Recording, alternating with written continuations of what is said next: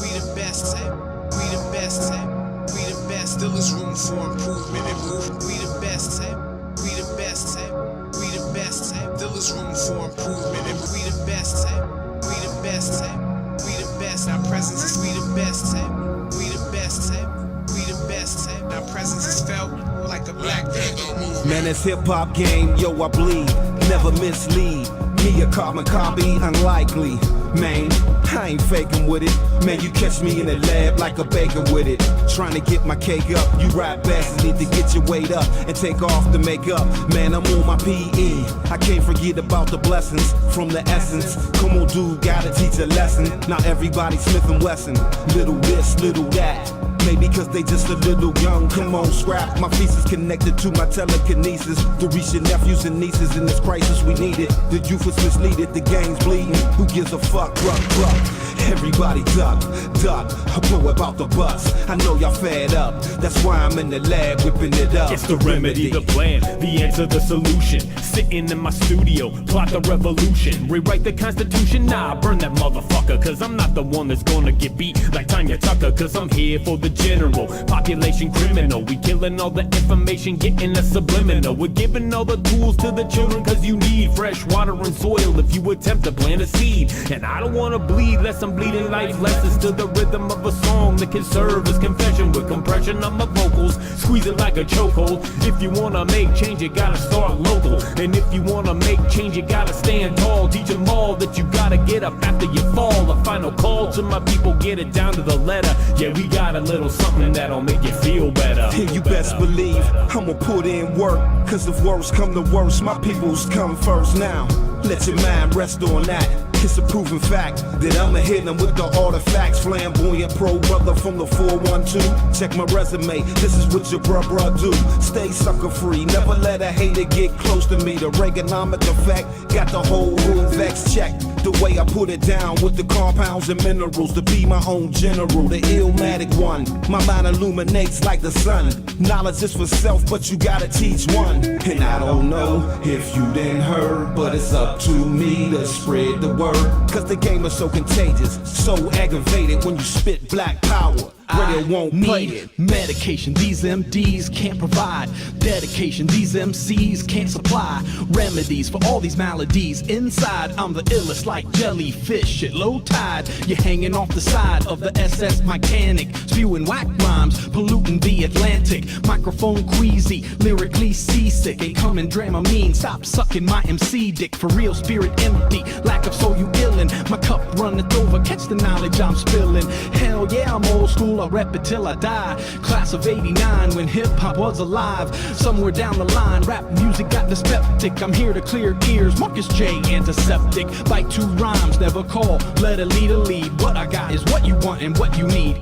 Man, this game got me feeling like a Malcolm. They tryna X me out, but I'ma take a different route. Air the game out. I'm the one that the haters all talk about. Hypnotic picture scripture giver, so you can be ignited to my soul food cipher. Movement, Chuck said hit him in the head with the blueprint. You know the recipe. Never let the system get the best of me. And if it get the best of me, the seeds won't get the recipe. Hip hop with no anatomy, yo, that's tragedy. Tragedy.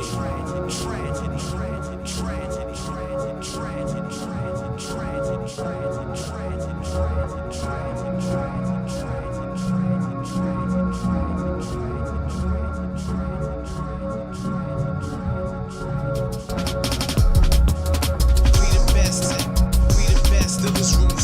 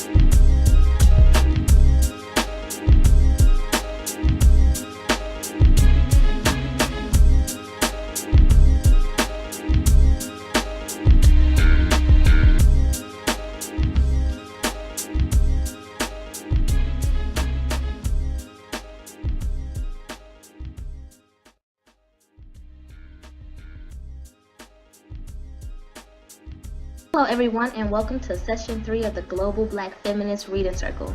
My name is Randy Henderson, and I am one of the Black Feminist Reading Circle members of this online group. This session runs from January 20th until June 2nd and includes 2 week-long breaks. Our democratically selected reading material is Harriet A. Washington's book, Medical Apartheid, The Dark History of Medical Experimentation on Black Americans from Colonial Times to the Present. Our book group meets each Tuesday evening from 6:30 to 8 on the Google Plus Hangouts on Air platform. You may find the Global Black Feminist Reader Circle on Google Plus, YouTube, and Facebook, and always feel free to join us in reading our story together. Welcome, welcome, welcome everyone to the Global Black Feminist Reading Circle. This is the third book we're reading, Session 3, which now runs through June 16th. So we are coming on down the road. We have closed the Hangout to the existing members, but you are still welcome to watch us live on YouTube or to visit our archives at YouTube. I should say my name's Michelle Odom. I am the moderator for tonight and one of the co-hosts of the Reading Circle along with Randy Danielle Henderson, and I'm located in Brooklyn, New York. And let's introduce the other conversationalists for tonight. Venita? Good evening, everyone. My name is Venita Walker, and I am joining you all from Cromwell, Connecticut. Welcome. And Georgette? My name is Georgette Moses. I'm participating from Columbia, South Carolina, and I am happy we are moving along in this book. Yes. Yes. And our newest member, Edwina? Hi, my name is Edwina Marchenko. Glad to be here. I'm participating from Utah. I'm here with my son who's in the National Guard for Utah. Okay. Kim B has joined the Hangout. Hi, everybody. I'm Kim. I'm in New York.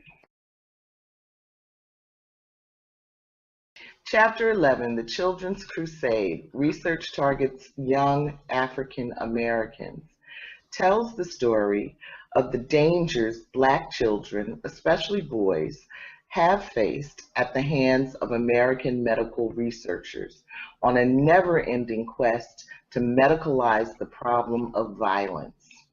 Washington highlights a few of the most harmful experiments and medical procedures to which our children have been subjected, including the lobotomy, exemplified by the work of Orlando J. Andy, MD, and the University of Mississippi between the 1930s and 1970s, where psychiatrists and neurosurgeons who practiced these blind cut lobotomies simply inserted crude tools such as the ice pickalon and blindly swept them back and forth within the brain, cutting all the connecting nerves, sight unseen, at one fell swoop.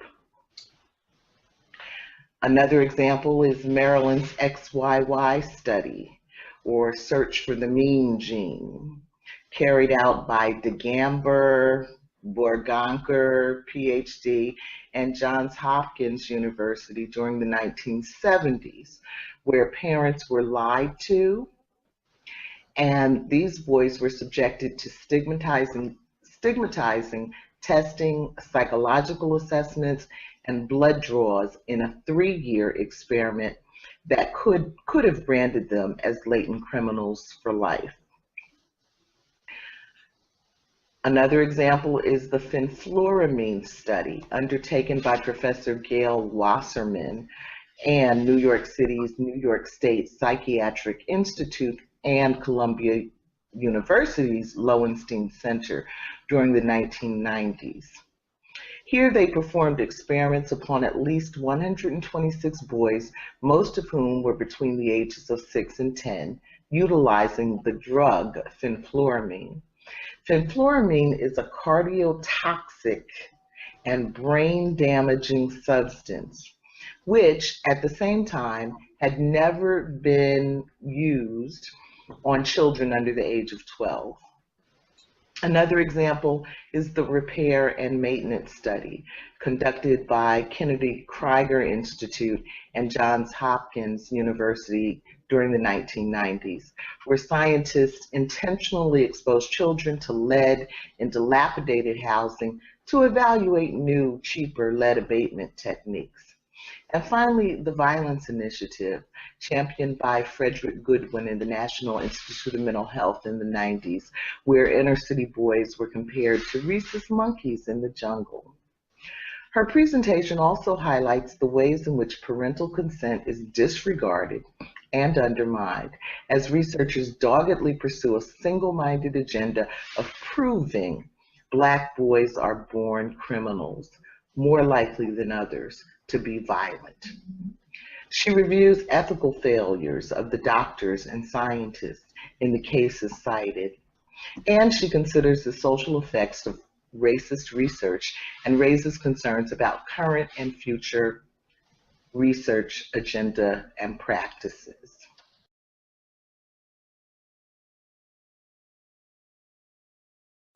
Well, you know what?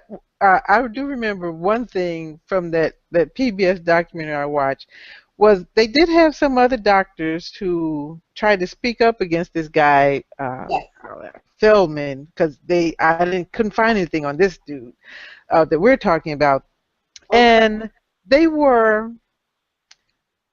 was kind of shunned for a doctor during that time to speak out against another doctor. They called it was unethical. Now, wait a minute. This guy is scrambling people's brains with an ice pick, thousands of people. And doctors practicing real medicine, and that's real is in quotes, are saying, hey, wait a minute, it's not curing anything. As a matter of fact, it's making people worse. And they can't even voice their opinion.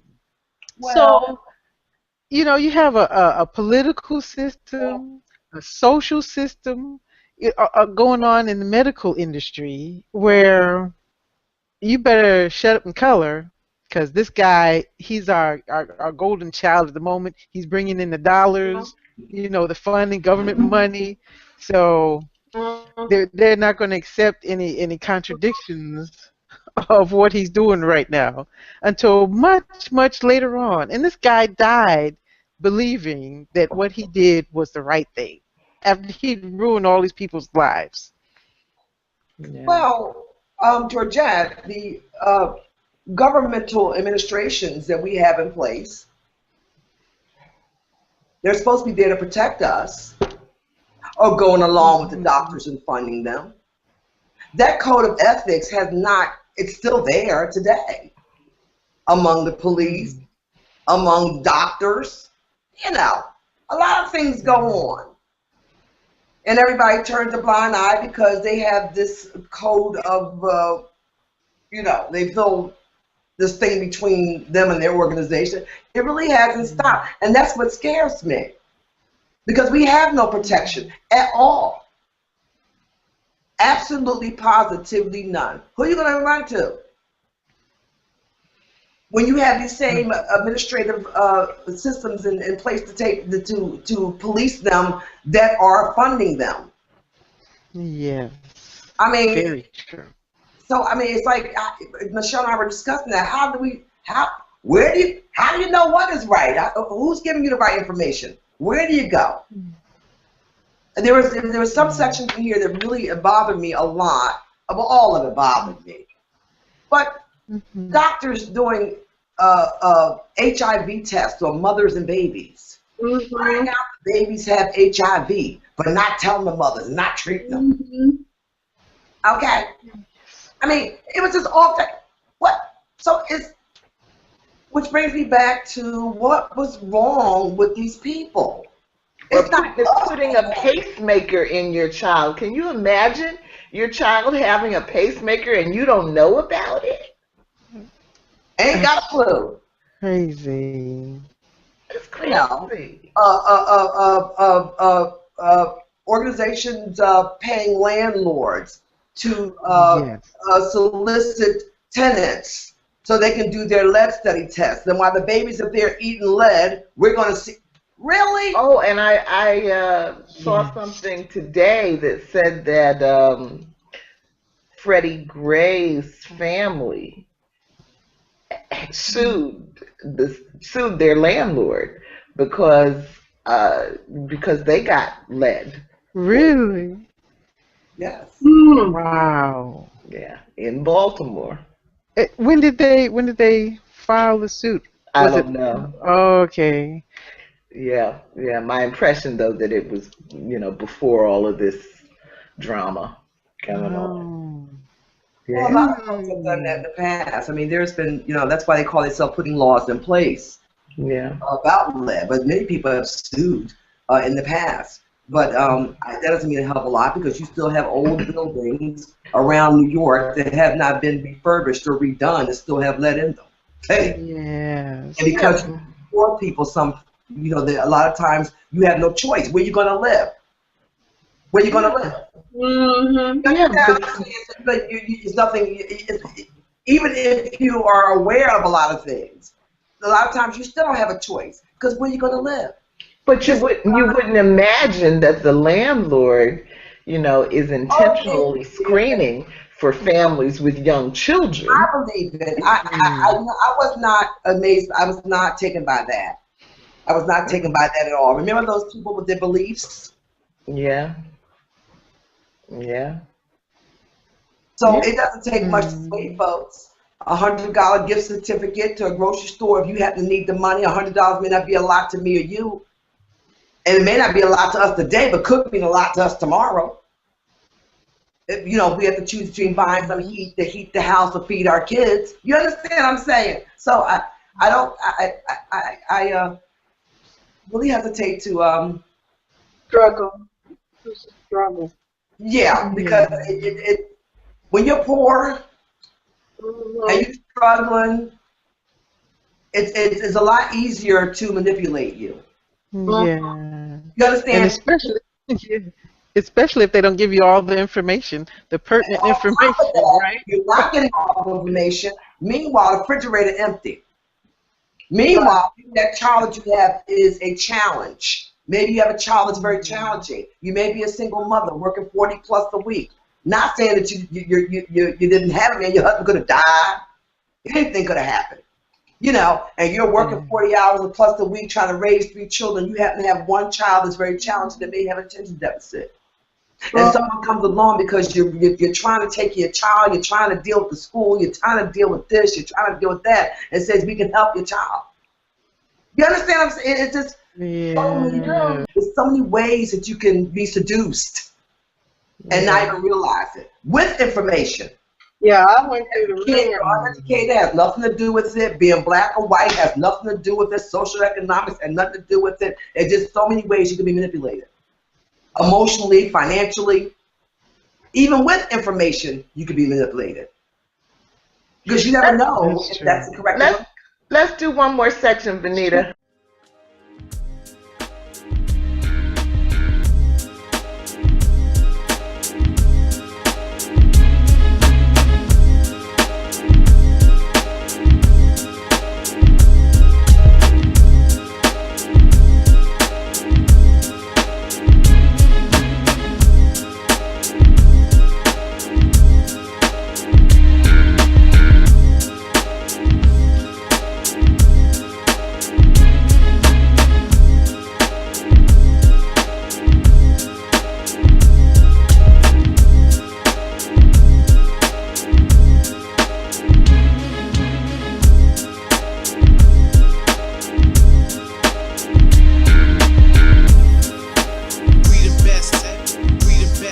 Room for